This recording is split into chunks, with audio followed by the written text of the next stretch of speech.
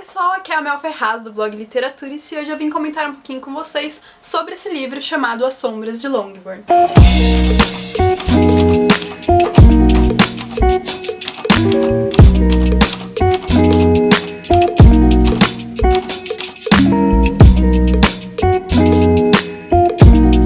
Bom, As Sombras de Longbourn vai recontar a história de Orgulho e Preconceito, e aqui eu já paro pra dizer que se você gosta de Orgulho e Preconceito ou da Jane Austen, dos livros da Jane Austen, você vai provavelmente gostar desse livro também.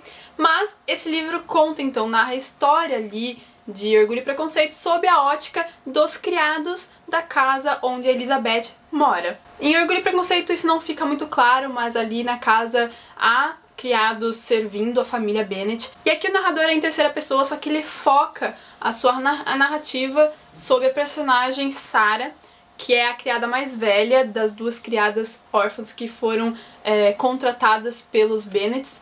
E além das duas criadas, que é a Polly e a Sarah, nós também temos mais dois outros criados, que são o senhor e a senhora Hill. Ela é a cozinheira e governanta e ele é como se fosse o mordomo da casa. Só que ali a Polly, por exemplo, ela sempre foi órfã, então ela não conheceu os seus pais. Quando ela ficou órfã, ela era bem pequenininha. Só que a Sarah não, ela conhece, ela já conheceu, ela tem a lembrança de uma vida em que ela recebia amor, enfim, de uma vida diferente. Não aqui como uma criada dos Bennets, como tendo que viver sob uma rotina árdua de trabalho, que é narrado aqui, que é exposto ao leitor. E então ela é infeliz, ela não é feliz ali sendo criada, e é justamente por isso que a narrativa foca nela. Porque esse livro, eu tive pra mim, né, durante a leitura, eu percebi bastante isso. Ele tem a principal mensagem que ele possui é transmitir para o leitor uma conotação de crítica social e fortíssima. Então não tem como você ler esse livro sem ficar incomodada com a antítese que é exposta aqui, porque explicitamente você tem uma antítese entre os senhores da casa e os criados, entre a vida deles, que é totalmente diferente da vida dos criados, que tem que trabalhar arduamente, que tem que fazer coisas assim que pra gente todo ser humano deveria fazer por si mesmo, sabe? Como, sei lá, tirar o seu pinico debaixo da cama e jogar seus dejetos lá na latrina. Coisa que os criados têm que fazer e que aqui pra gente fica bem exposto uma crítica social. Então essa criada ela é infeliz e através dos pensamentos dela, do jeito que ela conduz a vida dela, a gente percebe que ela está esperando por algo mais, que aquela vida ela não deseja pra sempre, pra ela mesma, ao contrário da Polly, que é a criada mais nova e que ela gosta bastante, e que pra ela tanto faz ou não viver ali. Ela gosta, aliás, de viver ali, da segurança que aquele trabalho passa pra ela. Então tudo começa a acontecer nesse livro, que é grossinho, quando o lacaio, um novo lacaio, é contratado ali pelos Bennet.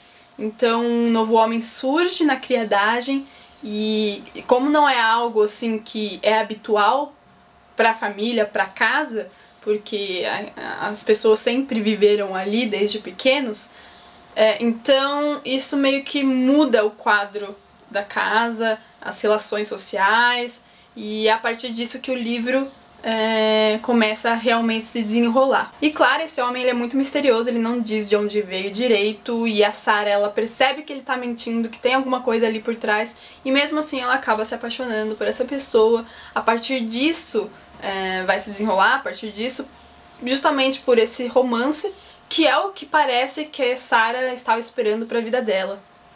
E o livro ele é dividido em 3 partes.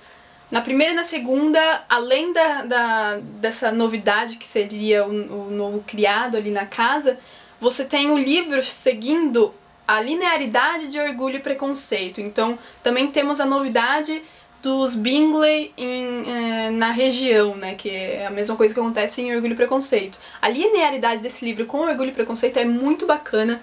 Pra quem gosta de Orgulho e Preconceito isso é genial, assim, dá pra fazer uma intertextualidade bem bacana. Só que isso acontece basicamente na primeira e na segunda partes. Na terceira, o livro ele ganha a sua independência, vamos dizer assim, porque apesar de ser de recontar uma história que já existe em outro livro. Esse livro, ele, pela perspectiva, pela narrativa, ele ganha vida própria. Então, não, ele não é só uma recontagem de Orgulho e Preconceito. Pelo contrário, esqueça isso se é o que você está pensando previamente sobre esse livro. O que não existe em Orgulho e Preconceito, que é a crítica social mais ferrenha que existe aqui, lá existe sim, mas não tanto quanto existe aqui, aqui transforma o livro, sabe? Essa característica transforma o livro e faz ele ser totalmente diferente do outro. Ele continua sendo um romance histórico, ele continua tendo características de um romance histórico, sim, só que ele ganha vida própria justamente por essa crítica social, que é a coisa mais bacana do livro. E tem a resenha escrita lá no blog, vou deixar o link ali embaixo. Lá eu conto que, depois de ler esse livro, o meu amor por Mr. Darcy diminuiu completamente. Pra mim, achei agora ele um lixo de pessoa. Assim como a Elizabeth, eu também, né, agora eu enxergo ela sob outros olhos. E realmente, se você lê esse livro, você percebe isso. E você passa a enxergar os personagens de Orgulho e Preconceito sob uma outra ótica. Como eu estava dizendo, sobretudo na terceira parte é que ele ganha vida própria, porque é aí que vai contar a história dos personagens, né, que foram criados pela autora, que são, sobretudo, os criados, porque quase todos os personagens principais de Orgulho e Preconceito aparecem aqui com certeza, mas também são criados outros, principalmente os criados. E a escrita da autora é muito bacana, porque é cativante, sabe? E apesar do livro ser bem grossinho, eu gostei bastante. Esse livro ele me sugou pra história.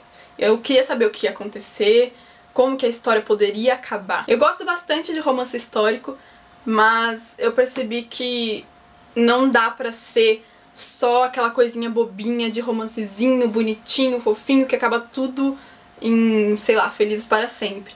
Porque as coisas não são assim.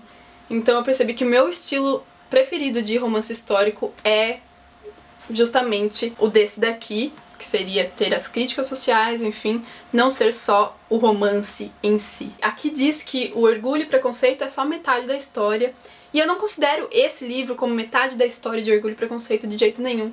Eu considero que ele é muito mais do que isso, porque ele tem muita coisa pra dizer sobre essa sociedade da época, né, digamos. Então é isso, eu espero que vocês tenham gostado dessa resenha. Se vocês gostarem, deem um like pra mim, se inscrevam no canal, acessem o blog que está aparecendo na tela agora mesmo, e até o próximo vídeo. Tchau, tchau!